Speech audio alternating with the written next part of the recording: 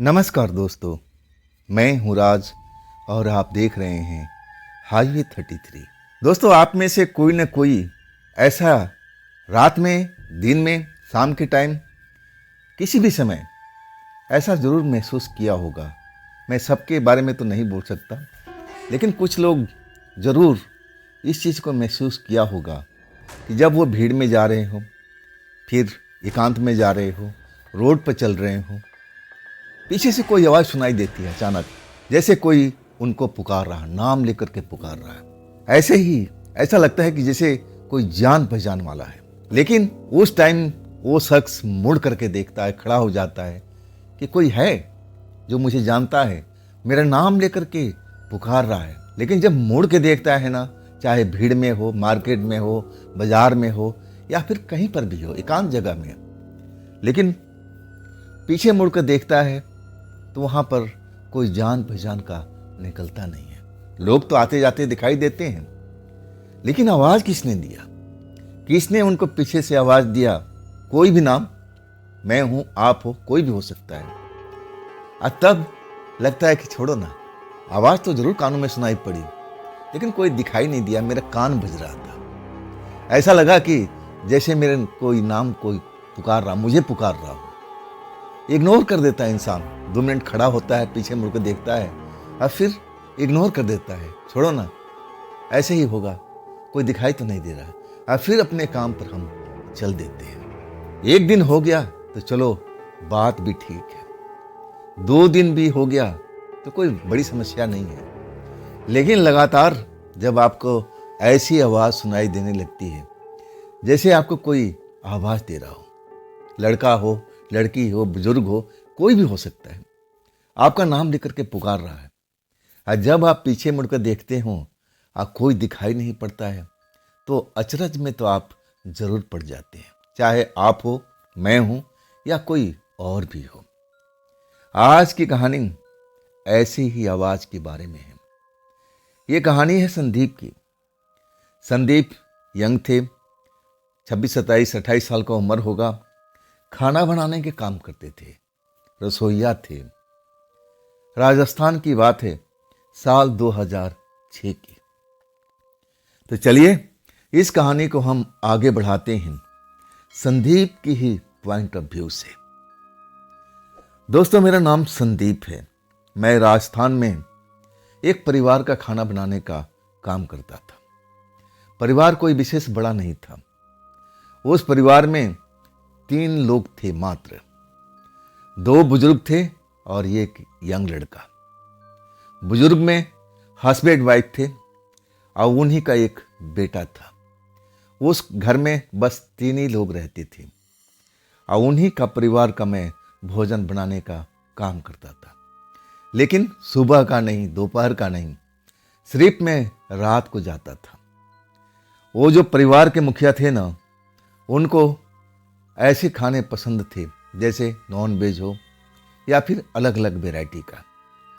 और सुबह में मैं काम किसी और के पास में करता था, बगल में ही, वहाँ से 2-3 घर छोड़ करके।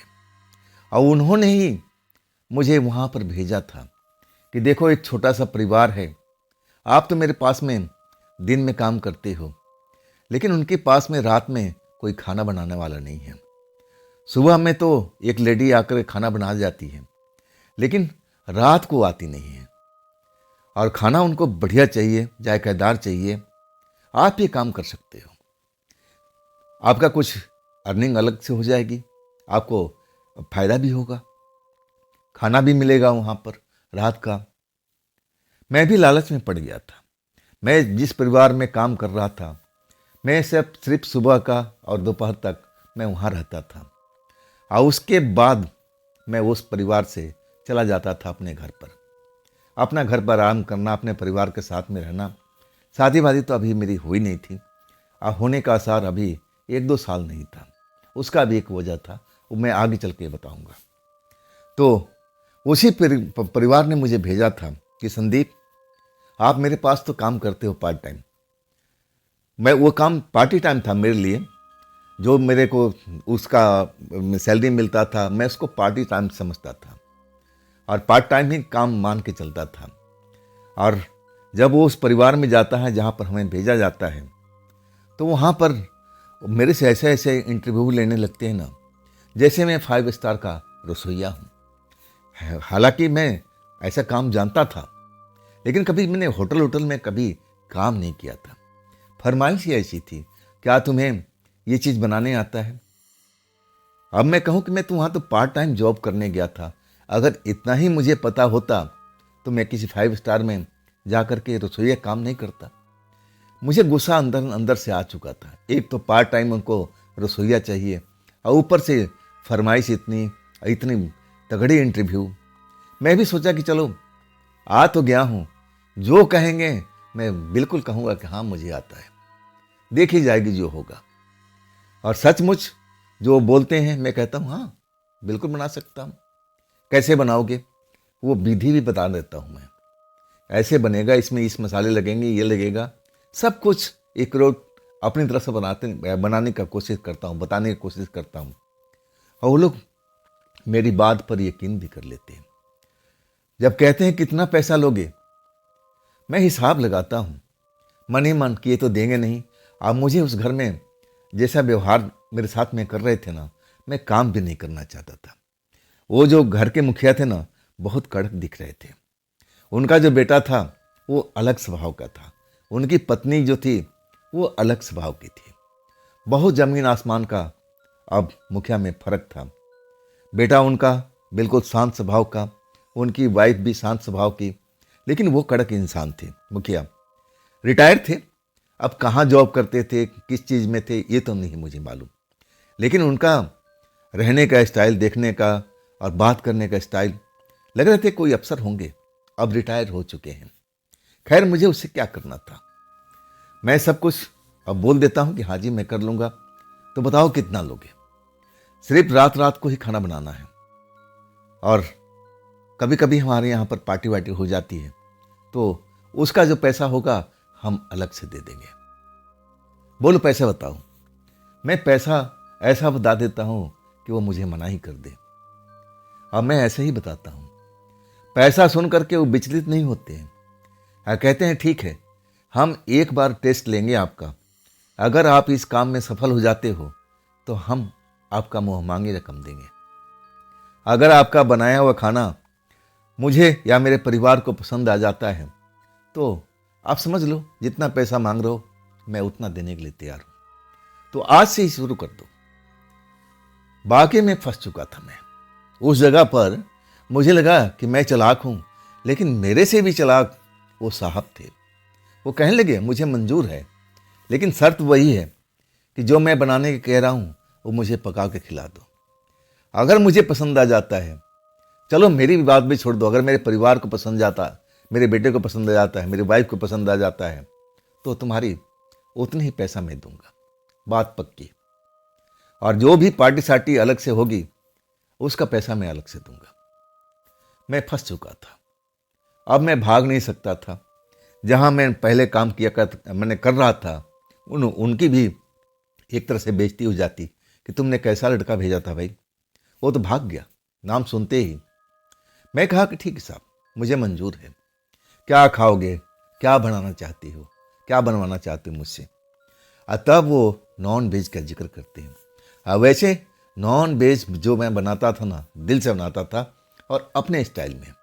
कोई मैं 5 स्टार का काम करने वाला नहीं था, ना किसी में ढाबा, ना किसी रेस्टोरेंट पर। जो भी सीखा था अपने माँ से सीखा था। मेरी माँ बहुत अच्छा कुक थी, घर का, वो भी कहीं होटल में काम नहीं करती थी, लेकिन जो भी काम करती थी बड़े आराम से करती थी, बड़े प्यार से करती थी। मसाले का परख था उसको, हर एक मसाले को मुझे विधिवत बताया था। मैं हर चीज़ एक एक पॉइंट उनका माँ का नोट किया था, और वही मेरे आज काम आ रहा था। वो मटन बनाने के कहते हैं, मैं कहता हूँ ठीक है सामान मंगाइए और मैं तैयार हूँ अपनी परीक्षा देने के लिए। परीक्षा ही था मेरा, परीक्षा मेरी पास हो जाती है। मटन इतना लाजवाब मैं बनाता हूँ अपनी तरफ से, लेकिन अब उनको पसंद आए, उनके परिवार को पसंद आए, तब तो बात बनेगी। अब जो भी मैं आपको बताया ना कि इस चीज़ में लापरवाही नहीं बरतता। जो भी काम करता था दिल से, या तो मैं मना कर देता था कि नहीं मैं कर सकता, या जब मैं हाँ बोल दिया तो अपने दिल से लग जाता था, और वही दिल से लेकर के मैं खाना बनाता हूँ। आज जब खाना उनको देता हूँ, टेबल पर बैठे तीनों लोगों को, तीनों एक दूसरे की तरफ देख रहे थे। खाना अब चखने के बाद में, वो स्वाद चखने के बाद में मुझे लगा कि इनको शायद पसंद नहीं आया। चलो अच्छा है, मैं यहाँ काम भी नहीं करना चाहता था। ना जाने क्यों ऐसा मुझे लग रहा था, अजीब अजीब सा वहाँ पर माहौल था, बिल्कुल सुनापन लग रहा था। बड़ा सा कोठी था, लेकिन खालीपन एक महसूस हो रहा था, जैसे मुझे कोई कह रहा है कि तू यहाँ पर क्यों आया, क्या करने आया यहाँ पर, जो तू कर रहा है वही कर, यहाँ पर आने की जरूरत नहीं है। मैं उसी मन की बात को समझ रहा था, जैसे मुझे कोई चेतावनी दे रहा हो कि तू यहाँ से निकल ले। आखिरकार वो लोग एक दूसरे की तरफ देखते हैं, आप फिर जोर से हंसते हैं। ऐसा मटन तो मैंने खाया नहीं है। ये तूने कहाँ से सीखा भाई? सच कहूं ना, मुझे विश्वास नहीं हुआ था अपने कानों का कि इनको ये स्वाद पसंद आया होगा। एक अलग स्टाइल में पहली बार मैं मटन को बनाया था, और वो मटन बिल्कुल पास हो चुका था।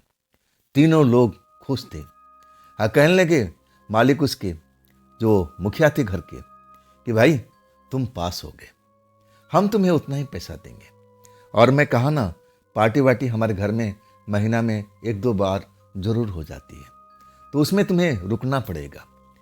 पार्टी 12-1 बजे तक चलती रहती है, लोग आते हैं चले जाते हैं, खाना खाते हैं, और इतना टाइम तो तुम्हें रुकना ही पड़ेगा। मेरी भी शर्त थी कि मैं किसी घर में रुकता नहीं था, मैं अपने परिवार में जाता था, अपने परिवार के साथ रहता था, मुझे ऐसा ही आनंद आता था, और मैं किसी घर में रुकना भी पसंद नहीं करता था। लेकिन उन्होंने एक शर्त रखा था, सिर्फ पार्टी वाले दिन के लिए, और दिनों के लिए नहीं।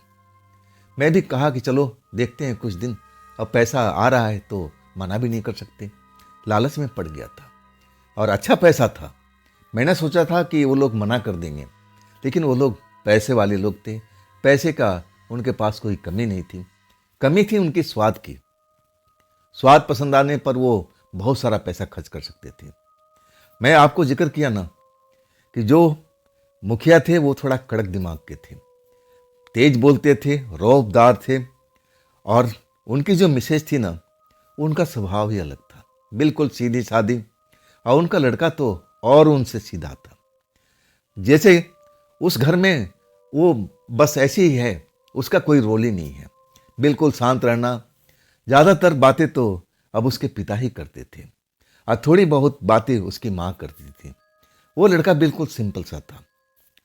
और उसी दिन से मैं शाम के शाम उनके घर पर जाने लगा।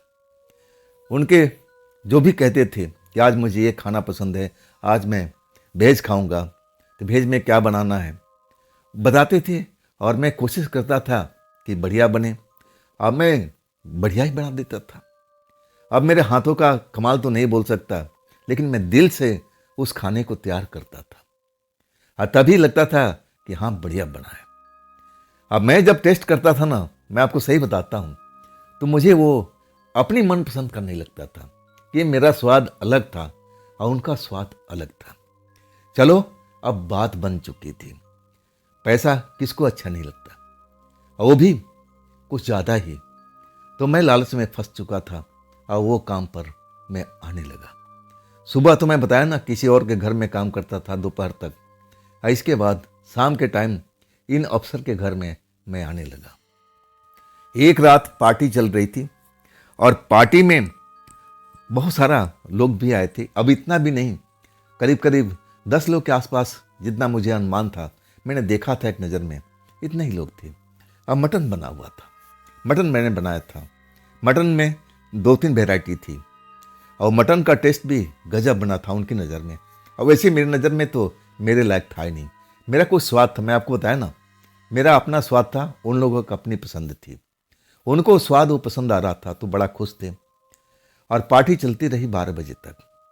12 बजे के बाद में मटन कुछ ज़्यादा ही बन गया था, और तब वो अफसर कहने लगे कि अरे संदीप बेटा, तुम्हारे परिवार के लिए अब ये मटन बचा हुआ है, अब कौन खाएगा यहाँ पर, अपने परिवार के लिए लेते जाओ। ये पहली बार हुआ था इस घर से कि आज मुझे वो बोल रहे थे कि जो मटन बचा हुआ है या सब्जी बची है अपने परिवार के लिए लेते जाओ, नहीं तो यहाँ खराब हो जाएगा। हालांकि खराब होने का कोई चांसेस नहीं था रात के लिए, लेकिन उनके मूड में क्या आया था कुछ बोल नहीं सकते। फ्रीजर भी था, डीप फ्रीजर भी था, जो सुविधा होना चाहिए सब कुछ था। वो चाहते तो आराम से रख करके अगले दिन भी इस्तेमाल कर सकते थे, लेकिन कुछ ज़रूरत से ज़्यादा ही था। जितना उन्होंने अब मेरे से बनवाया था उतना लोग आए नहीं थे। अब ना जाने ऐसा क्यों नहीं आए, क्या बात हुई, वो तो मुझे नहीं मालूम। उन्होंने अपने हाथों से बोला मैं निकाल कर देता हूँ और कुछ अपने लिए मैं सुबह के लिए रख लेता हूँ। और ऐसा ही मैं पॉलीथीन में पैक करके और मैं बाइज्जत थैले में डाल करके और लेके चल पड़ा। रात 12 बज रहा था और वहाँ से मेरे जो कॉलोनी थी ना ज़्यादा दूरी पर नहीं थी। मैं ज़्यादा दूरी पर नौकरी करता भी नहीं था। मैं तो पैदल ही आता था और पैदल ही चला जाता था। बस इतना ही समझ लीजिए आप। मुश्किल से 15 मिनट का रास्ता होगा। उस कोठी से हमारी कॉलोनी का दूरी 15 मिनट की थी पैदल की। लेकिन आज रात ज़्यादा था, 12 बजे से मैंने आधी रात हो चुकी थी। अब मैं चल पड़ता हूँ अपना मज़े में। और सच कहूँ ना, मैं अभी तक भूत प्रेत कभी देखा भी नहीं था। मैं जानता भी नहीं था कि देखने में भूत प्रेत कैसा होते हैं। किससे कहानियाँ वो अलग बात है, फिल्म की बातें अलग होती है। फिल्म में तो भूत इतना डरावना दिखाया जाता है कि जैसे एकदम कोई भी इंसान डर जाए। मैं अब अपने रास्ते पर था, आधा रास्ता लगभग अब मैं पार कर चुका था। और तभी एक आवाज़ मेरे कानों में सुनाई देती है, जैसे मेरा नाम लेकर के, संदीप। बहुत तेजी से वो आवाज़ इतनी साफ थी कि मैं रुक जाता हूँ। अरे कौन हो सकता है? आवाज़ थी लेडीज की। मुझे लगा कि घर की मालकिन, लेकिन घर की मालकिन की आवाज़ नहीं। घर की मालकिन क्यों आएगी भाई, वो भी अपना कोठी छोड़ करके। मैं मुड़ जाता हूँ, मुड़ कर देखता हूँ तो मुझे कोई भी दिखाई नहीं देता है। मुझे कोई भी, दूर दूर तक देखता हूँ कोई भी नज़र नहीं आता है। और तब मैं सोचने लगता हूँ कि आवाज़ तो मैंने साफ सुना था, बिल्कुल साफ सुथरा आवाज़ थी जो मेरे कानों में पड़ी थी। लेकिन किसने मुझे पुकारा था, इतना तो मैं समझ पाया था कि लेडीज की आवाज़ है। लेकिन अब कोई नज़र आए तब ना, रोड पर, रास्ते पर कोई नज़र तो आए तभी तो बात बनेगी। रास्ता पूरा खाली था, आधी रात का वक्त था, अब रोड पर कोई था ही नहीं। 2 सेकंड के लिए मैं जरूर रुकता हूँ, पीछे मुड़कर देखता हूँ। और जब मुझे कोई दिखाई नहीं देता है ना, तो मैं इधर उधर और अपने देखने की कोशिश करता हूँ कि आवाज़ पीछे से आई, कहीं आगे से तो नहीं आई। आगे भी कोई नहीं था, दाएं कोई नहीं, बाएं कोई नहीं। आश्चर्य जरूर लगा, मुझे लगा कि मेरे कान का भरम है, ऐसा कोई नहीं है। अगर होता तो जरूर नजर आता। अब फिर मैं चल पड़ता हूँ, कुछ ही कदम चलता हूँ और तभी आवाज़ फिर पीछे से, जैसे कोई मुझे आवाज़ दे रहा हो, मेरा नाम लेकर के, संदीप। और एक झटके से मेरे पैर रुक जाते। कौन है भाई, कौन है लेडीज? आवाज़ मैं सुनता हूँ, पीछे मुड़ कर देखता हूँ और तभी कोई नज़र नहीं आता। अब इस बार मैं थोड़ा सा चौकन्ना हो जाता हूँ। आवाज़ तो मैंने साफ सुनाई दिया, मुझे साफ सुनी हुई आवाज़ लग रही थी, जैसे मेरे को पीछे से किसने पुकारा हो। लेकिन आवाज़ किसकी थी? नहीं, इस आवाज़ को मैं कभी सुना ही नहीं है। मैं पीछे मुड़ करके देख लिया, दाएं देख लिया, बाएं देख लिया, लेकिन कोई भी नज़र नहीं आ रहा। मुझे लगा ना, आज कान का बहन है, कान का ही मुझे इलाज कराना पड़ेगा। ऐसी फालतू आवाज़ें मुझे क्यों सुनाई पड़ रही है। फिर मैं चल देता हूँ। इस बार मैं कुछ ज़्यादा देर तक चल देता हूँ और तब मुझे फिर वही आवाज़ पीछे सुनाई पड़ती है, संदीप रुको। तो इस बार आवाज़ 2 शब्दों में सुनाई पड़ती है। पहले तो संदीप सुनाई पड़ा था और फिर संदीप रुको। तो मैं रुक गया था अपने आप, जैसी आवाज़ मेरे कानों में पड़ती है। अब मैं रुक गया, रुक करके पीछे देखने लगा, कोई भी नहीं था, कोई भी रोड पर मुझे नजर आया तक नहीं, ना जानवर ना इंसान। तो मुझे आवाज़ कौन दे रहा है? मेरे कान इतना तो खराब नहीं हो गए? क्या मेरी आवाज़ जो कानों में पड़ रही है मेरे कान की खराबी की वजह से है। मुझे तो यही लगा था, ऐसा ही मुझे महसूस हुआ था। जब लोग दिखाई नहीं दे रहे हैं तो आवाज़ मेरे कानों तक पहुंच कैसे रही है। वो चीज़ को मैं अनसुनी कर देता हूँ कि मेरे कानों का ही डिफेक्ट है। मुझे कान के डॉक्टर से मिलना चाहिए, बताना चाहिए कि मुझे ऐसी आवाज़ अब आने लगी है, मामला क्या है। अब फिर मैं अपने घर की तरफ चल पड़ता हूँ। इसके बाद कोई भी आवाज़ मुझे सुनाई नहीं देती। मामला वहीं ख़त्म हो गया। घर में आता हूँ, अब मैं अपने परिवार से बताता भी नहीं हूँ, मैं भूल भी जाता हूँ कि रास्ते में मुझे आवाज़ सुनाई पड़ी थी। अगर उस टाइम बता देता तो हो सकता है परिवार के लोग मुझे उचित सलाह देते कि संदीप तुम्हें ये काम नहीं करना है, ये काम ज़रूर करना है। लेकिन मैं बोल ही नहीं पाया, दिमाग से निकाल दिया, अरे फालतू फंड की बातें हैं, कुछ नहीं इसमें। मैं भी सोचा था कि ज़रूर मैं डॉक्टर के पास जाऊंगा, अपने कान को चेक कराऊंगा कि ऐसे आवाज़ मुझे क्यों सुनाई दे रही है। लेकिन रात गई, बात गई, ख़त्म हो जाती है। फिर अपने काम पर, सुबह पर जहाँ मैं काम करता था खाना बनाने का, वहाँ पहुँच जाता हूँ। दोपहर तक मैं वहाँ काम करता था। इसके बाद मैं अपने घर, सीधा घर में आकर के और कुछ घंटा आराम करना, अपने परिवार के साथ रहना। आज जैसे ही अंधेरा होने लगता था, यानी 6-7 बजे के आसपास, उस कोठी की तरफ मुझे जाना पड़ता था। जब अंधेरा हो जाता था, मैं अपने घर से निकलता हूँ उस कोठी में जाने के लिए साहब के पास। ना जाने आज साहब क्या ऑर्डर करेंगे, क्या बनवाएंगे। मैं थोड़ा टेंशन लेता नहीं था, लेकिन उनकी फरमाइशें जो थी ना, बिल्कुल नई नई होती थी। उनको लगता था कि मैं कोई भी डिश हो ना, मैं बना सकता हूँ। वो मुझ पर विश्वास करने लगे थे। अब मैं उनके विश्वास को बल भी देता था। उस चीज़ को बनाने का मैं भरसक प्रयत्न करता था, चाहे वो गलत हो या सही हो। लेकिन जब वो खाते थे ना, तो उंगलियां चाटते रह जाते थे। यही तो बात थी, ना जाने ऐसा क्यों होता था। अब मैं अंधेरा होते ही अब अपने घर से निकल पड़ता हूँ। और आज भी पार्टी थी, साहब ने बता दिया था कि आज भी पार्टी है कोई। अब इसके बाद रास्ते में निकलता जाता हूँ। धुंधलका हो चुका था, अंधेरा छा चुका था, सूरज को भी कभी का डूब चुका था। रास्ता चल रहा था, रास्ता में कोई रुकावट नहीं थी। लोग आ रहे थे, पैदल भी जा रहे थे, साधन भी थी, लेकिन मैं पैदल ही चलता था। मेरे पास उस टाइम साइकिल भी नहीं थी। मैं सच बताऊं, मैं साइकिल चलाना भी पसंद नहीं करता था, जितना पैदल चलने में मुझे खुशी होती थी। एक तो शरीर की वर्जिश हो जाती थी, मुझे बड़ा अब अच्छा भी लगता था। भीड़ भाड़ वाला एरिया था, सब्जी बाजार लगा हुआ था, और वहाँ पर मछली वगैरह ऐसी चीज़ें, अब नॉन वेज भी बिकता था, चिकन भी बिकता था। तो ऐसे ही बाज़ार से मुझे अब उस रास्ते से गुजरना था। जब उस बाज़ार में मैं अंदर जाता हूँ ना, तो वहाँ तो लोग सब्जी वब्जी लेने के लिए सब अपना थैला वैला लेकर के अपना काम में लगे हुए थे। कोई वेजिटेबल खरीद रहा, कोई चिकन खरीद रहा, कोई मछली ले रहा है, ऐसे ही था। अब मुझे तो कुछ लेना ही नहीं था, वो तो काम मेरा मालिक ही करते थे, मतलब उस घर का मुखिया। और उस बाज़ार से जब मैं निकलने लगता हूँ ना, तभी आवाज़ मुझे फिर सुनाई पड़ती है, संदीप रुको ना, मैं कब से तुम्हें पुकार रही हूँ। आवाज़ बिल्कुल साफ सुथरा, लड़की की आवाज़। मुझे लगा कि इसी बाज़ार में कोई है लड़की, कोई औरत जो मुझे पहचानती है। मैं रुक जाता हूँ। मैं मछली की दुकान की तरफ देख रहा हूँ, वहाँ पर भी एक दो औरतें मछली ले रही थी, ना तो कोई मेरी तरफ मुड़ी हुई है। जब मैं चिकन की दुकान पर देखता हूँ, वहाँ पर भी एक औरत मुझे नज़र आती है, बूढ़ी औरत नज़र आती है चिकन लेते हुए। ऐसे में देखता हूँ तो एक दो औरतें हर एक दुकान पर खड़ी नज़र आ रही है, उनके साथ में पुरुष भी हैं, अपना सामान जो भी लेना है वो ले रही हैं। किसने मुझे आवाज़ दिया?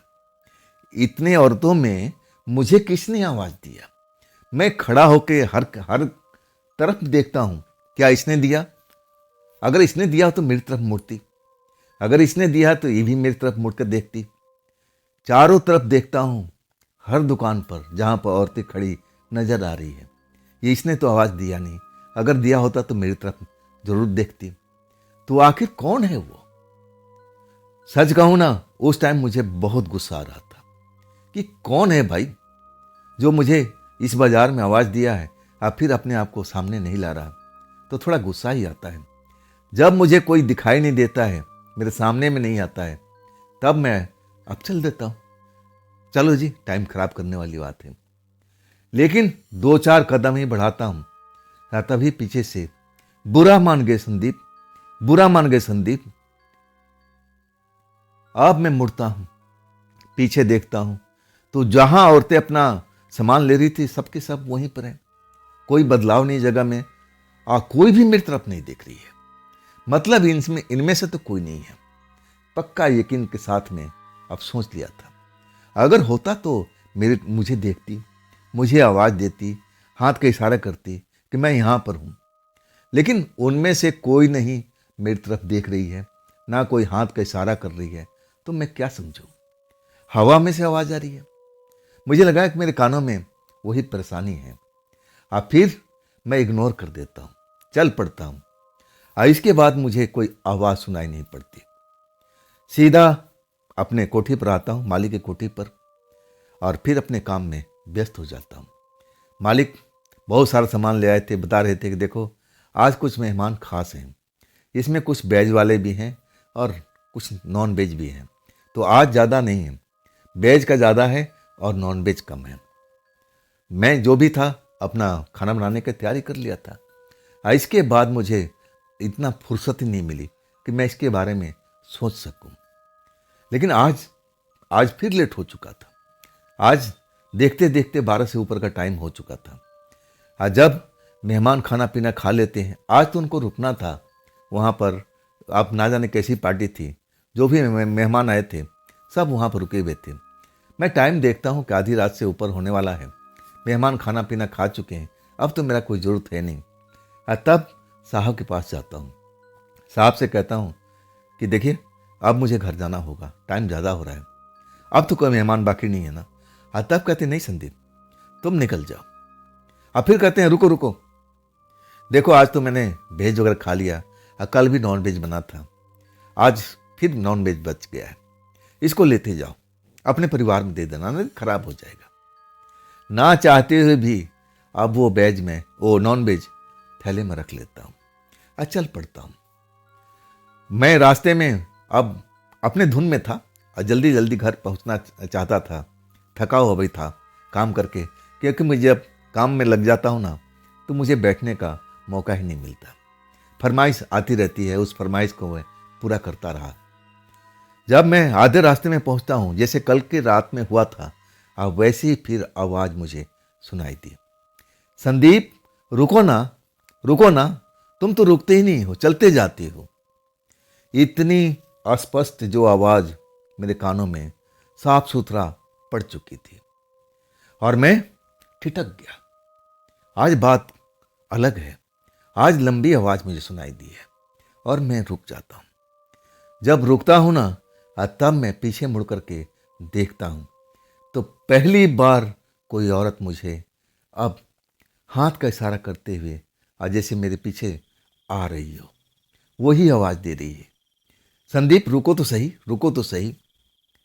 मैं उस औरत को पहचानने की कोशिश करता हूं, ये कौन है भाई, मैंने तो कभी देखा नहीं इसको, ये तो मेरे लिए एक अजनबी है, मैंने इसको कभी देखा नहीं, ना जानता हूँ ना पहचानता हूँ।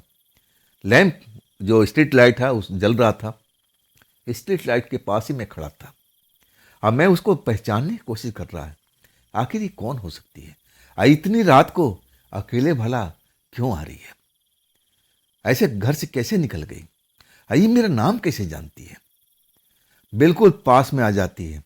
अब मैं तो उसको जिसको औरत समझा था ना, ऐसे ही ढंग के कपड़े पहन रखी थी, साड़ी पहन रखी थी, और दूर से देखने में औरत ही लग रही थी, लेकिन जब पास आती है ना तो उसकी साड़ी जो पहनने के स्टाइल था ना कुछ अलग ही था। मैं जिस टाइम में था उस टाइम में ऐसी साड़ी कोई पहनता नहीं था। उससे पुराने टाइम में लोग बाग ऐसी साड़ी बांधते थे, औरतें बांधती थी, लेकिन अब सब कुछ बदलाव हो गया था। समय के साथ फैशन भी बदलता गया, साड़ी बांधने का स्टाइल भी चेंज होता गया। तब मुझे लगने लगा कि ये तो पुराना फैशन है, इस फैशन को तो बहुत साल हो चुका है बीते हुए। ये औरत अपने आप को मैं जब देखता हूँ ये बूढ़ी तो ऐसे दूर से दिख रही थी, मतलब औरत की तरह, लेकिन जब पास आती है ना तो बिल्कुल यंग लगती है, एकदम यंग लड़की। मैं उसको पहचान नहीं पाता हूँ और वो मेरे पास में आके खड़ी हो जाती है। मैं उसका शक्ल देखते रहता हूँ। शक्ल सुंदर लग रही थी, बाल भी बड़े बड़े उसके दिखाई दे रहे थे और साड़ी बांधने का स्टाइल भी अलग ही था, मतलब पुराना स्टाइल था। ऐसा मेरे घर परिवार में भी कोई जो औरतें थी साड़ी नहीं बांधती थी जैसा उसने बांध रखा था। तब मैं पूछता हूँ कि आप कौन हैं, आप मुझे कैसे जानती हैं। वो सिर्फ मुझे देख रही थी, मुझे घूर रही थी। हाँ, कहने लगी, मैं आपको जानती हूँ, आप खाना बनाते हैं ना, ज़्यादा ज़्यादातर आप नॉन वेज बनाते हैं ना। मैं कहने लगा, हाँ हाँ, मैं खाना बनाता हूँ, यही तो मेरा काम है, यही तो मैं करता हूँ। बताइए, आप मुझे कैसे जानती हैं। कहती है कि मुझे तो भूख लगी हुई है, आप खाना लेके जा रहे हैं ना, इसमें नॉन वेज है ना। मैं बोलता हूँ हाँ, लेकिन आपके लिए थोड़ी है, ये मेरे परिवार के लिए है, साहब ने दिया है, मैं आपके कैसे दे दूँ। तब कहने लगी, देखिए मुझे बहुत ज़ोरों से भूख लगी है, भूख के मारे में अब तेज ना चल पा रही हूँ, बहुत थकी थकी लग रही हूँ। कल भी आप गए थे इधर से, मैं आपको आवाज़ लगाती रह गई। मैं कहता हूँ कि आप कौन हैं, मैं आपको जानता नहीं हूँ, और बताइए इतनी रात में अकेले, आप देखने में यंग लग रही हो, तो आप अकेले क्यों हैं, आपके साथ में परिवार होना चाहिए, और आप रहती कहाँ पर है, कैसे मुझे जानती हैं। तब कहने लगी, देखिए मैं आपको जानती हूँ, मैं जिस कोठी में आप काम करते हैं ना, मैं कभी उसमें काम किया करती थी, लेकिन अब मैं वहाँ काम नहीं करती हूँ। वो ऐसे ही कुछ बताने लगी, तब मुझे लगा कि शायद कोठी में गई होगी, मेरे बारे में उसको पता लग गया होगा, ये कोई बड़ी बात नहीं है। मुझे उस पर दया आने लगी। मैं कहने लगा कि आप ऐसी भूखी क्यों हैं। तब कहने लगी, मेरी नौकरी तो छूट गई है ना, काम मेरा छूट गया, मेरा काम तो आपने ले लिया है, तो मुझे अब तो नौकरी नहीं मिल रही है। मैं पास में ही रहती हूँ, ज़्यादा दूर नहीं है। उंगली दिखाती है और कहती है कि देखिए उधर मेरा घर है, कभी फुर्सत हो तो आपको मैं अपने घर पर लेकर चलूँगी। मैं कहने लगा, देखिए मेरे पास वैसे टाइम नहीं है, अगर आपको भूख लगी, आपको परिवार में भूखे हैं लोग हैं, तो पूरा ही थैला रख लीजिए, मुझे इसकी ज़रूरत भी नहीं है, कल ही तो मैं लेके गया था नॉन वेज, आप ले जाइए। मैं उस लड़की को पूरा ही थैला दे देता हूँ नॉन वेज का कि जाओ। अब वो लगने लगी कि हाँ, जिस कोठी में काम कर रहा हूँ साहब का, शायद वहाँ काम करती होगी। अब बेचारी की नौकरी छूट गई। वो साहब बहुत कड़क थे, मैं उनका स्वभाव का अच्छी तरह से जानता हूँ। कोई ना कोई बात में खटपट हो गई होगी और तब उन्होंने बोल दिया कि तू निकल जाए यहाँ से।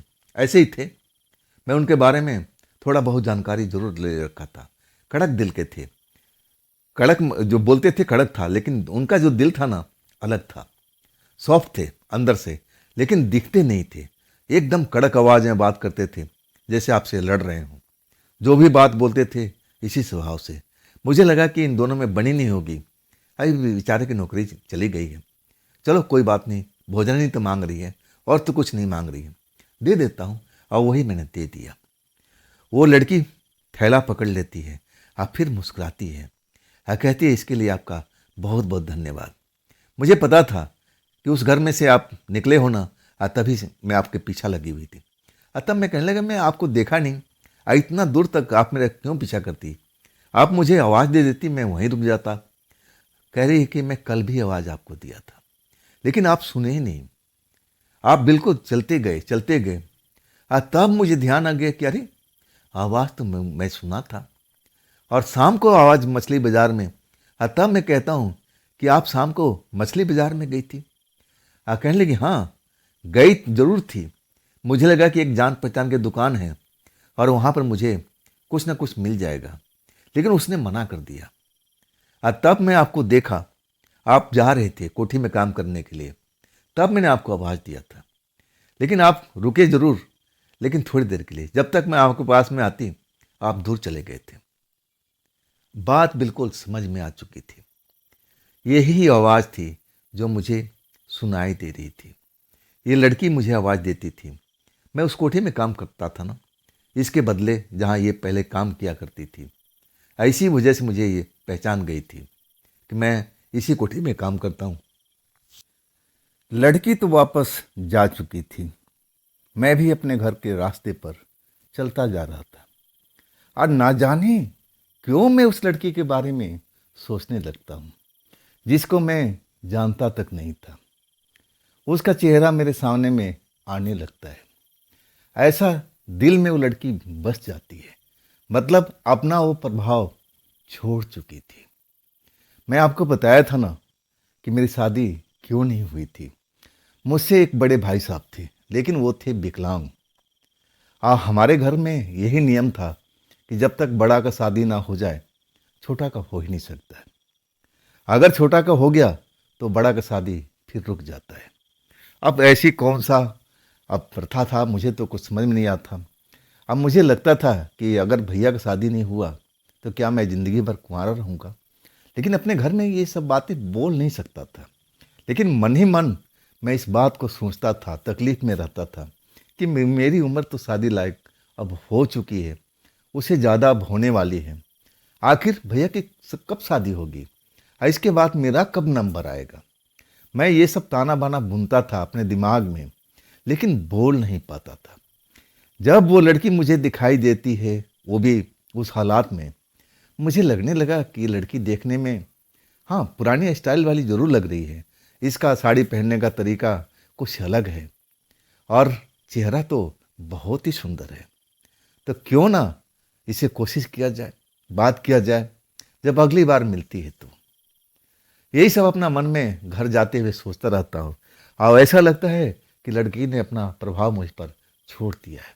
और यहीं से मेरे बुरे दिन अब शुरू हो जाते हैं। बुरे दिन इसलिए मैं कह रहा हूँ कि अगर मैं इस लड़की से इतना प्यार नहीं करता तो शायद मेरे साथ में ऐसा कुछ होता भी नहीं जैसा मेरे साथ हुआ था उस रात को। मैं अब उस लड़की से प्रभावित इतना हो जाता हूँ, घर पर आता हूँ, सोने की कोशिश करता हूँ और उसका चेहरा ही नाचता रहता है, जैसे वो मेरे सामने में आकर के खड़ी हो गई हो। कई बार तो मुझे ऐसी गलतफहमी भी होती है, ऐसा क्या उसने मेरे पर ऐसा जादू छोड़ दिया था, ऐसा प्रभाव डाल दिया था कि मैं उसी की बातें सोचता रहता हूँ। मुझे लगा कि उसका परिवार थोड़ा गरीब है और लड़की उस कोठी में काम करती थी। अब साहब का दिमाग तो ऐसे ही है, कभी उनका दिमाग उखड़ गया होगा और फिर नौकरी से निकाल दिया होगा। लड़की अब एक तरह से संकट में फंसी हुई है, मुझे उसको मदद करना चाहिए और मैं उसे प्यार भी करने लगा था मन ही मन। मैं सोचने लगा कल मैं उससे मिलूंगा और कुछ हो सकता है तो मैं उसका मदद भी करूंगा। यही सब मैं अपने मन में रात भर सोचते हुए, और कब नींद लग जाती है मुझे पता ही नहीं लगता है। आखिरकार मैं दूसरी जगह पर काम करता था सुबह में। वहाँ जाने के बाद मैं दोपहर को अपने घर पर लौटता हूँ। अब मैं उसको देखता रहता हूँ कि रास्ते में कहीं मिल जाए। आज जिधर उंगली का इशारा किया था उस जगह पर जाता हूँ तो वहाँ तो बहुत सारे घर थे। अब कौन सी घर में रहती है और मैं उसका नाम भी तो अब पूछ नहीं पाया था। अब ऐसे जाऊँगा, अब नौजवान लड़की के बारे में किसी से चर्चा करूँगा कि लड़की कौन से घर में रहती है, तो मेरी तो पिटाई ज़रूर हो जाती और मैं ऐसा चाहता भी नहीं था। हाँ, मेरी निगाहें जरूर तलाश करती थी। वहाँ मैं खड़ा हो जाता था उस कॉलोनी के पास में और कई बार उसको देखने की कोशिश करता कि चलो आते जाते वो नज़र आ जाए, लेकिन ऐसा नहीं होता है। खैर, मैं अपने दोपहर में घर पर आराम करना, अब फिर शाम के टाइम में मैं निकलता हूँ जब अंधेरा हो जाता है। वो बाज़ार हर रोज़ लगता नहीं था, बिकली बाज़ार था जहाँ पर साग सब्जी से लेकर के मछली, मीट, मुर्गा जो कुछ बिकता था, बिकली बाज़ार था। अब वो बाज़ार लगा नहीं था तो मैं उस बाज़ार में रुकना भी नहीं था, ना कभी रुकता था। मैं सीधा अपने रास्ते पर आता हुआ आज जहाँ उसका घर था, जो कॉलोनी थी, वहाँ पर मैं कुछ देर के लिए रुक जाता हूँ। मैं सोचने लगता हूँ कि काश नज़र आ जाए, काश नज़र आ जाए। और तभी एक आवाज़ पीछे से सुनाई पड़ती है। मेरा नाम जानती थी, लेकिन मैं उसका नाम नहीं जानता था। मुझे आवाज़ देती है, मैं पीछे खड़ी हूँ। मैं एकदम सन्न रह गया था। आपके पीछे आके कोई अचानक बोल दे तो एक पल के लिए इंसान डर ही जाता है। अब वैसा ही मेरे साथ में हुआ था। मैं अचानक जब वो मेरा नाम लेती है कि मैं पीछे खड़ी हूँ तो मैं घबरा जाता हूँ। मुड़ के देखता हूँ तो लड़की हंसने लगती है। डर गए ना, डर गए ना। अब फिर मैं उसको देखता रह जाता हूँ। तब कहती है, ऐसे क्या देख रहे हो? मैं कहता हूँ कि देखो, मैं तुम्हें देखने की कोशिश किया था, लेकिन तुम मुझे दिखाई नहीं दी। इस कॉलोनी में तुम्हारा कौन सा घर है? तब फिर उंगली उठा करके इशारा कर देती है। मैं उसका नाम पूछता हूँ। मैं पूछता हूँ कि तुम इस कॉलोनी में कौन से मकान में रहती हो, लेकिन वो जवाब नहीं देती है, बात टाल जाती है। अब फिर मैं अपने प्यार के धुन में था। उसने मेरे ऊपर में ना जाने ऐसा कौन सा जादू कर दिया था कि मैं बस उसी का शक्ल देखता रहता था।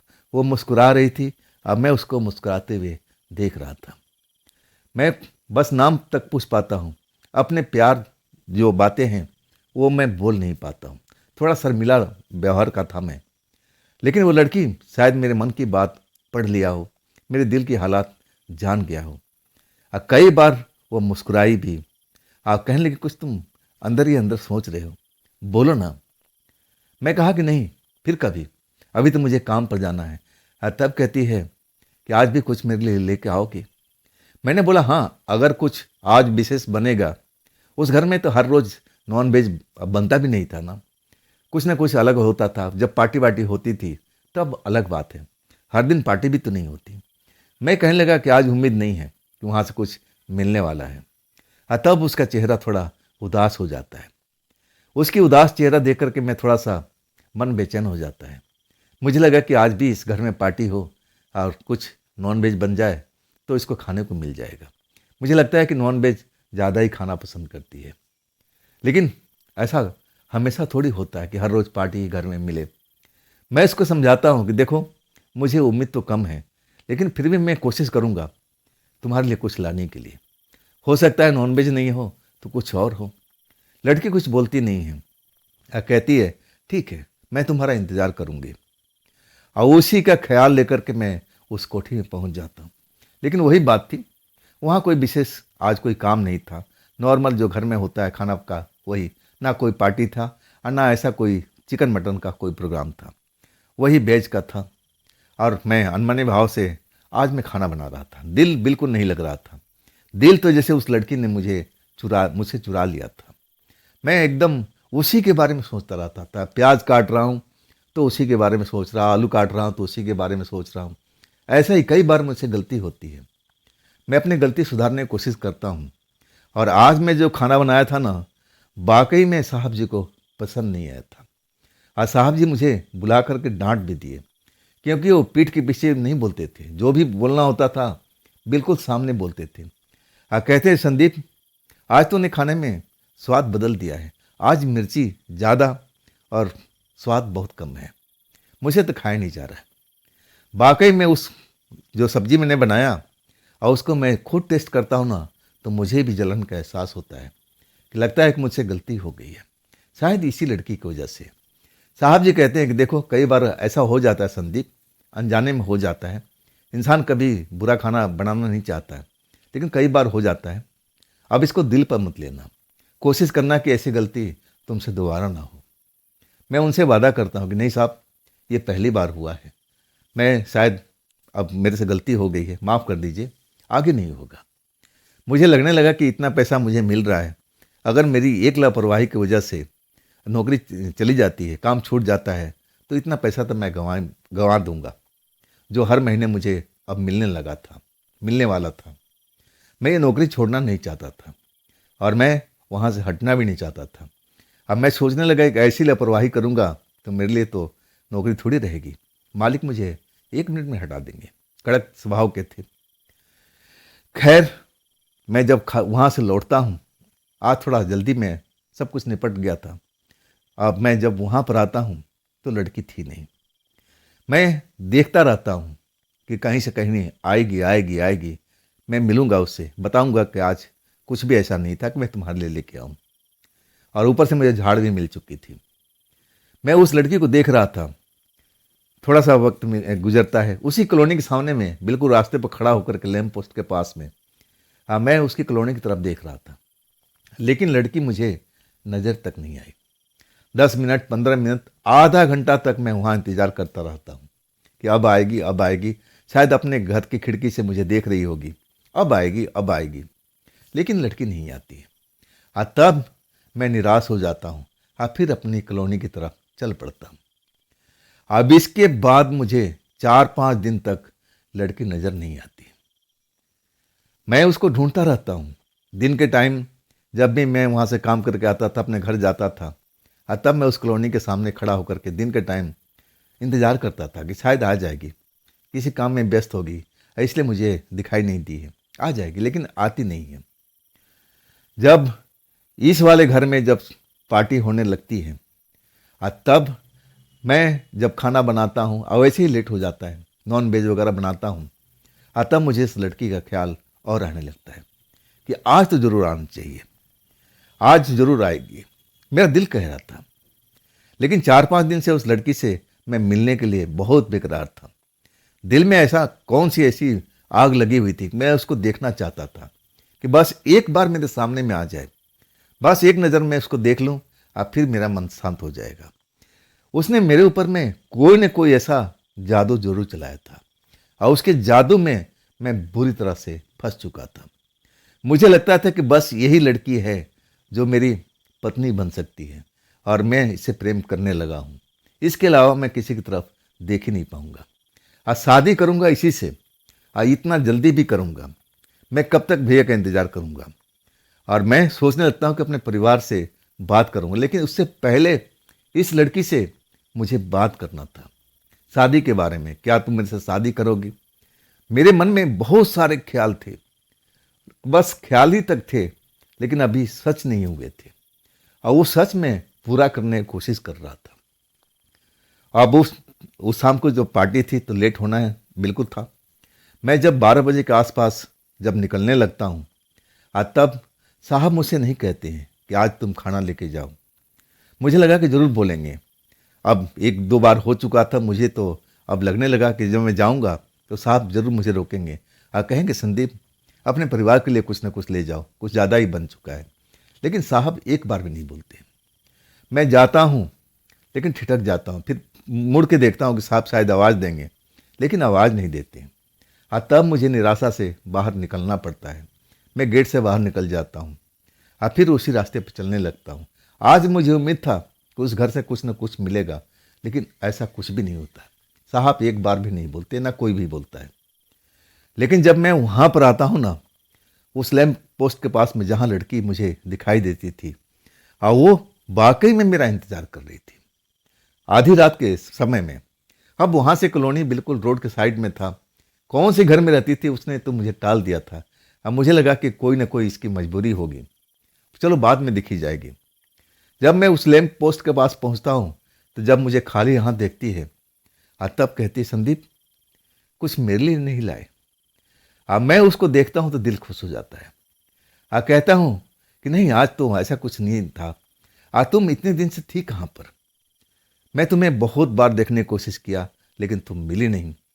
मैं बहाना बना देता हूँ कि जब तुम मिली नहीं तो मैं किसके लिए लेके आता। तब उसको लगा कि शायद मैं सच बोल रहा था।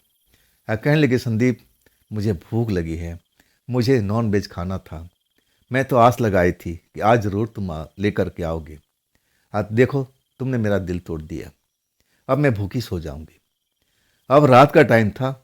ऐसा उसने बात बोला था ना कि मुझे लगा कि पास के जो होटल ढाबा हैं जो रोड पर ट्रक वाले के लिए बने होते हैं, मैं वहाँ चल कर के इस लड़की के लिए कुछ ना कुछ ऐसा खाने का प्रबंध करा दूंगा। लेकिन मैं अभी सोच ही रहा था। तब कहते कि खैर छोड़ो, मुझे अब जाना है, अब मुझे नींद भी आ रही है। मैं उसको रोकता हूँ कि रुको तो सही, रुको तो सही। तब रुकती है, कहती है संदीप मैं तो आज बड़ी उम्मीद लगा रखी थी कि तुम मेरे लिए कुछ ना कुछ लेके आओगे, लेकिन आज मेरा दिल टूट गया है, मुझे भूख लगी हुई है, अब मैं क्या कैसे रुकूं? मैं कहने लगा कि देखो अब तुम उस घर की बात छोड़ दो, मैं तुम्हारे लिए कुछ ना कुछ जरूर प्रबंध करूंगा। आज तुम कहोगी तो हर दिन तुम्हारे लिए कुछ ना कुछ लेके आऊंगा, लेकिन उस घर से नहीं। मैं तुम्हारे लिए किसी ढाबा से, किसी होटल से अब इसका प्रबंध करा दूंगा। मैं अपने दिल की बात उसको बताने लगता हूँ कि देखो तुम मुझे अच्छी लगने लगी हो, और क्या तुम्हारे परिवार वाले से मैं मिल सकता हूँ? क्या तुम मेरे घर में चल सकती हो मेरी पत्नी बन करके? तब वो मेरा चेहरा मोरा घूरने लगती है, जैसे मैं अजूबा हूँ उसके लिए। उसके चेहरे पर एक शरारत भरी मुस्कान आती है। कहती है, हाँ क्यों नहीं, लेकिन देखो शर्त मेरा यही है कि मुझे नॉन वेज खाना बहुत पसंद है, तो क्या मुझे खिलाओगे ना? हम तब मैं कहता हूँ कि हाँ बिल्कुल खिलाऊंगा, बिल्कुल खिलाऊंगा। आप फिर लड़की कहने लगती है, अब जाओ संदीप, अब लेट हो रहा है, तुम अपने घर पहुँच जाओ और मुझे अभी अपने घर जाना है। और कोई ना कोई ऐसा बहाना बना देती है कि मैं उसको रोक नहीं पाता हूँ और चली जाती है। मैं अगले दिन सोचता हूँ, रात भर तो उसके बारे में सोचता हूँ। अब मैं अपने दिल की बात बोल दिया था तो दिल भी थोड़ा, मन भी हल्का हो गया था। मैं सोचने लगा था कि अपने परिवार में इस लड़की के लिए अब जगह बनाऊं, बात करूं अपने माँ से, अपने पापा से, अपने भैया से। शायद मेरे परिवार के लोग मान जाए, वैसे मुझे उम्मीद नहीं थी। अब मैं एक तरह से बगावत पर भी उतर आया था। चाहे कुछ भी हो, इस लड़की के साथ शादी मैं जरूर करूंगा, चाहे कुछ भी हो जाए, चाहे मेरा परिवार माने या ना माने।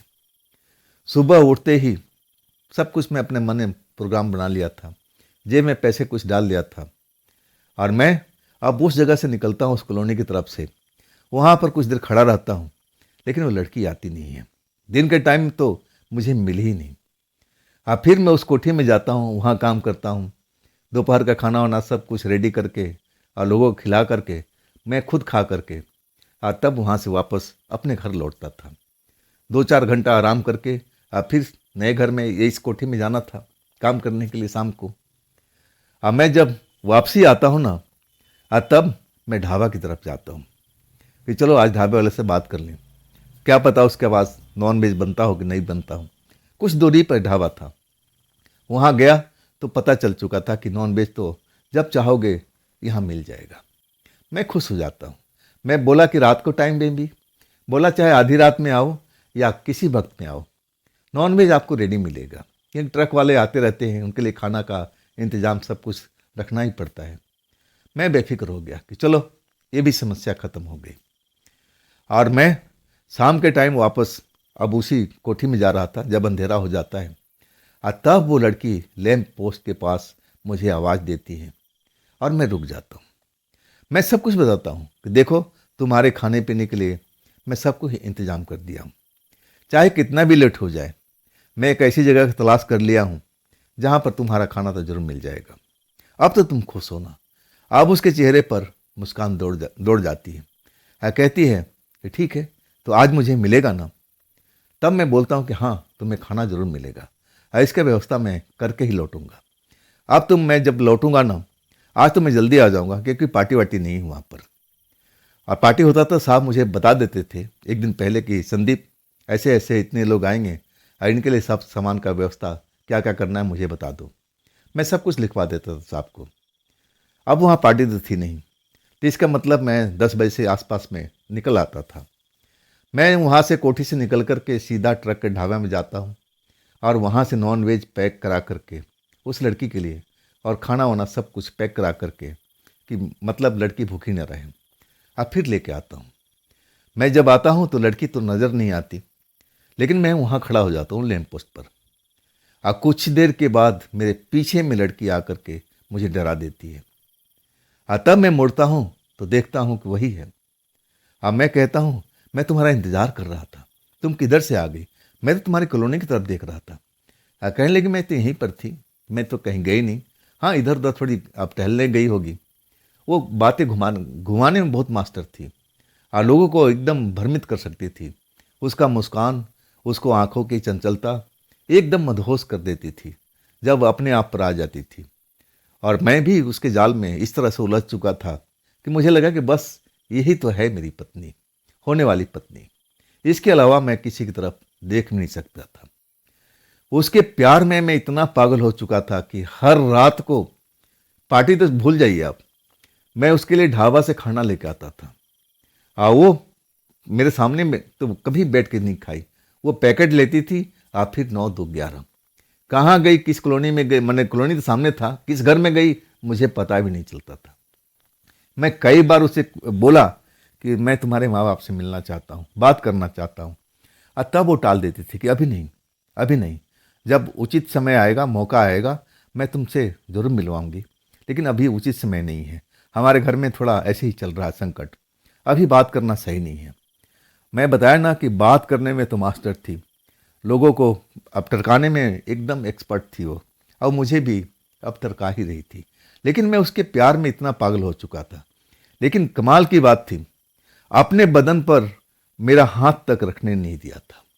जब भी मैं ऐसा करता था तो 2 फीट पीछे हट जाती थी। नहीं, दूर से ही बात करेंगे, दूर से ही बात करेंगे। मेरे मन का अभिलाषा थी, मैं जवान था, यंग था, मैं भी चाहता था कि अब मेरी प्रेमिका बन गई, इसके लिए मैं इतना सब कुछ कर रहा हूँ, खाना पीने की सब व्यवस्था कर रहा हूँ, तो कम से कम मेरे पास में तो आकर के खड़ी हो जाए, मैं उसको छू सकूँ, उसको महसूस कर सकूँ। लेकिन ऐसा भी नहीं होने देती थी।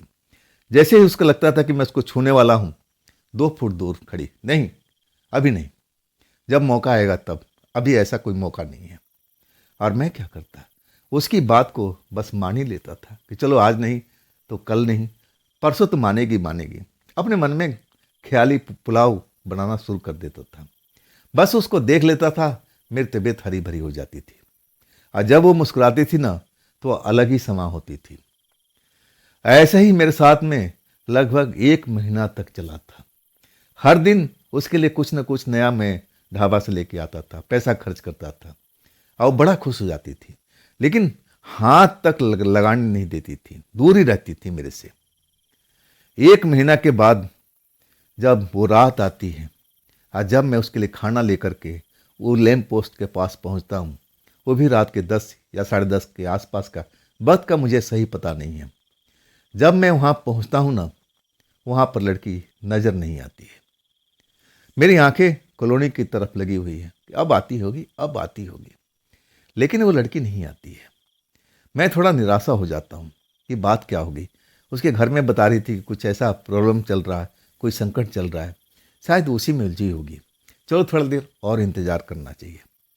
और ऐसे इंतज़ार करते करते आधी रात हो जाती है, मतलब घंटा 1.5 घंटा बीत जाता है उसी लैंप पोस्ट के आसपास में। अचानक एक गुर्राती हुई आवाज़, भारी आवाज़ मुझे सुनाई देती है अपने पीछे। आज जब मैं पलट कर देखता हूँ ना, तो एक नज़र में तो वही लड़की लगती है कि वही मेरी प्रेमिका है। साड़ी बांधने का स्टाइल वही, वैसे ही साड़ी बांध रखी है। अब चेहरा जो था ना, वो अलग चमक रहा था। चेहरे पर एक लालिमा थी, और वो गोरी चिट्ठी थी, लेकिन इसके चेहरे पर मैंने जो देखा, एक लालिमा लिए हुए थी, और आंखों में जैसे अंगार से दिख रहे थे। देखने में तो मेरी प्रेमिका ही लग रही थी, लेकिन रूप उसका बदला हुआ था। आवाज फटी बांस की तरह लग रही थी, बेसुरा आवाज लग रही थी, और वो मुझ पर झपट पड़ी थी। एकदम कोई जैसे जानवर होता है ना, उस हिसाब से मुझ पर हमला कर दिया था। पहले तो मुझे जमीन पर गिरा दिया, अब मेरे सीने पर बैठ करके मेरी आंखों में घूरने लगी, और ऐसा लगा जैसे उसकी आंखों में देख रहा हूं ना, तो मैं सोता जा रहा हूं, जैसे मुझे नींद लग रही है। हालांकि मुझे डरना चाहिए था, लेकिन डर नहीं लगता है। ऐसा लगता है कि जैसे मुझे गहरी नींद आ रही हो, गहरी नींद आ रही हो। और वैसे ही मैं महसूस करता हूँ। कब मुझे नींद आ जाती है, या मैं कहूँ कि कब मैं बेहोशी में चला जाता हूँ, मुझे पता भी नहीं चलता है। और जब मुझे होश आता है, अब मैं अपनी आंखें खोलता हूँ, तो वहाँ पर एक गाड़ी खड़ी होती है, जीप गाड़ी, और उसमें 4 लोग थे, और चारों लोग मुझे उठा रहे थे। उठो नौजवान, उठो नौजवान। मैं आंखें फाड़ फाड़ के देखता हूँ, अरे मेरे साथ में तो ऐसा सब कुछ याद आ जाता है। मेरे साथ में तो मेरी प्रेमिका ने मुझ पर हमला किया था। क्या मैं जिंदा हूँ? ये लोग कौन हैं? ये जीप गाड़ी खड़ी हुई है, कौन है ये लोग? तब कहते हैं वो लोग, तुम जिंदा हो, अब तुम भगवान को धन्यवाद दो कि हम सही वक्त पर इस जगह पर पहुंच गए थे। जैसे ही हमने देखा कि तुम पर कोई लड़की सवार है, और वो लड़की खूंखार लग रही थी, वो जरूर कोई प्रेतात्मा थी, बहुत खूंखार प्रेतात्मा। उसकी आंखें दहक रही थी, और वो तुम्हें मारने की कोशिश कर रही थी, तुम्हारे सीने पर सवार थी, और कोई पैकेट लेकर के वो चट कर रही थी। हमें लग रहा था कि बस तुम्हारा काम, हम जीप रोक दिए थे, क्योंकि हम उस दृश्य को देख करके एकदम दहल चुके थे। जब हेडलाइट की रोशनी पड़ता है ना, और जब उसकी आंखें चमकती है एकदम खूनी लाल की तरह, तो हम समझ चुके थे कि ये कोई प्रेतात्मा है, और वो भी भयानक प्रेतात्मा। ये बड़े भाई का तुम शुक्र मनाओ कि ये तंत्र मंत्र का काम जानते हैं और इन्होंने ही तुम्हारा मदद किया है। जीप वाले भैया कह रहे थे कि देखो हम 4 लोग हैं, लेकिन ये भाई साहब ने आपका मदद किया है। ये तंत्र मंत्र का जानकार हैं और देखते ही बोल दिए ये तो पिशाचनी है, ये पिशाचनी अपने शिकार को पकड़ रखी है। हम लोग कहते हैं आप मदद तो करो, आप तंत्र मंत्र के जानकार हैं, देखो नौजवान गिरा हुआ है, आप जिंदा है कि मर चुका है, कुछ तो करो, कुछ तो करो। और तब जाकर के ये जेब से उतरते हैं, आप फिर अपने तंत्र मंत्र का इस्तेमाल करते हैं, और तब वो प्रेतनी तुम्हारे सीने से उठ करके भागती है। और हम लोग देख करके दहल जाते हैं कि तुम सही सलामत थे। हाँ, वहाँ पर ऐसे कुछ मांस वांस का टुकड़ा बिखरा हुआ था, हड्डी बिखरी हुई थी। मुझे लगा कि हम लोग सब देख कर डर चुके थे कि तुम्हारे साथ में कोई खेलते नहीं हो गया, लेकिन शुक्र था कि तुम्हारी सांस चल रही थी और तुम्हें कुछ भी नहीं हुआ था। जब सुनने के बाद मैं तो बिल्कुल दहल गया था। अरे, जिसको मैं प्यार करता था और वो एक पिशाचनी निकली। मैं पिशाचनी से प्यार कर रहा था, मैं प्रेतनी से प्यार कर रहा था, मैं एक चुड़ैल से प्यार कर रहा था। एकदम खौफ में भर जाता हूँ। आज तब वो नौजवान तांत्रिक थे और कहने लगे हाँ दोस्त, वो जो थी तुम्हें मारने वाली थी। शायद उसके हाथ में कोई पैकेट था और वो पैकेट को पहले भोजन कर रही थी और इसके बाद में तुम्हारा नंबर था। तुम शुक्र मनाओ कि हम वक्त पर उस जगह पर पहुंच गए और मैं तंत्र मंत्र वाला निकला, और जितना भी तंत्र मंत्र जानता था सारी शक्ति मैंने उस पर उपयोग कर दिया था। और तब जाकर के वो तुम्हारी पीछा छोड़ी थी, तुम्हारी जान छोड़ी थी, तुम्हारे सीने से उतरी थी और फिर अंधेरे की साइड में भागती चली गई। तुम जानते हो उसको? इसके बाद में मैं बताना शुरू कर दिया कि हाँ, वो मेरी दोस्त थी। ऐसे ऐसे शुरू से लेके और आखिर तक कहानी बता देता हूँ। और तब नौजवान तांत्रिक कहता है तुम्हें वो एक तरह से प्यार का बहलाव करके और उचित समय की तलाश कर रही थी ताकि अपनी अब वो भूख मिटाए तुम्हारे खून से, और वो तुम्हें मारी डालती। अगर हम लोग नहीं आते ना तो शायद तुम जिंदा भी नहीं बचते। मैं इतना खौफ में था, इतना डरा हुआ था, और मुझे लगा कि मैं तो अपने घर जा ही नहीं पाऊंगा। और तब वो लोग मुझे घर के दरवाजे तक छोड़ के गए थे। और उसके बाद मैं, जो मेरा हाल था, मेरे परिवार का हाल था, सबके सब डर गए थे। अब जो कोठी वाला काम था जहाँ पर मैं शाम को जाता था, वो मुझे नौकरी छोड़नी पड़ी। और नौकरी तो वो भी छोड़नी पड़ी, जाओ सुबह का काम करता था। मैं 2 महीना तक तो घर से हिला भी नहीं था, इतनी तबीयत मेरी खराब रहने लगी थी। और ऐसी हालत था, मैं डर में था, ऐसा कुछ हुआ नहीं था, डर की वजह से मेरी तबीयत खराब हो गई थी। ऐसा लगता था कि मेरे सामने में आगे खड़ी हो गई हो। लेकिन उस नौजवान तांत्रिक का कहना था कि तुम बच गए हो और वो तुम्हें कुछ अब कर नहीं पाएगी। जो कुछ करना था उसी रात में उसने करना था। अब तुम बच गए हो, जाओ अपने घर पे जाओ। अब मैं जब भी ऐसा आंखें खोलता था ना रात के टाइम में, अब मुझे लगता था कि जैसे मेरे आसपास में खड़ी हो और वो जैसे मेरे नाम लेकर पुकार रही हो, संदीप संदीप संदीप, और मैं भयभीत हो जाता था। ऐसे ही मेरे साथ में 2 महीना तक चला था। आखिरकार डर से मुझे निजात मिला जब मैं हनुमान मंदिर शाम के शाम आरती में जाने लगा। और तब वो खोई हुई शक्ति जो मैं खो चुका था, अपने शरीर का ताकत, और तब धीरे धीरे धीरे धीरे मैं उससे ऊपर पाया था। और इसके बाद मैं किसी कोठी ऊपर नहीं, मैं कोई काम ऐसा नहीं किया था। हाँ, खुद का अपना एक ढाबा खोला था। शुरुआत में तो थोड़ा परिश्रम जरूर करना पड़ा और कई बार ऐसा भी लगा कि मैं ढाबा चला नहीं पाऊंगा, लेकिन आखिरकार मेरी मेहनत रंग लाई और आज भी ढाबा मेरे चलता है रोड पर। तो दोस्तों, ये थी संदीप रसोइया की कहानी राजस्थान से। ये कहानी आपको कैसी लगी कमेंट में ज़रूर बताइएगा। अगर आपके पास भी ऐसी कोई कहानी है, कोई अपनी आप बीती है, तो आप मुझ तक ज़रूर पहुंचाइएगा। इंस्टाग्राम के थ्रू, मेरे व्हाट्सएप नंबर के थ्रू, या मेरे मेल आईडी के थ्रू। और दोस्तों, ये भी चैनल आप ही का है, तो इसको भी अपना प्यार दीजिए, दुलार दीजिए, लाइक कीजिए, सब्सक्राइब कीजिए, अपने दोस्तों को शेयर कीजिए और हाइप वाला बटन को ज़रूर दबाइएगा। तो दोस्तों, कल फिर मिलते हैं इसी चैनल पर और इसी टाइम पर। आप लोग अपना ख्याल रखिएगा। नमस्कार।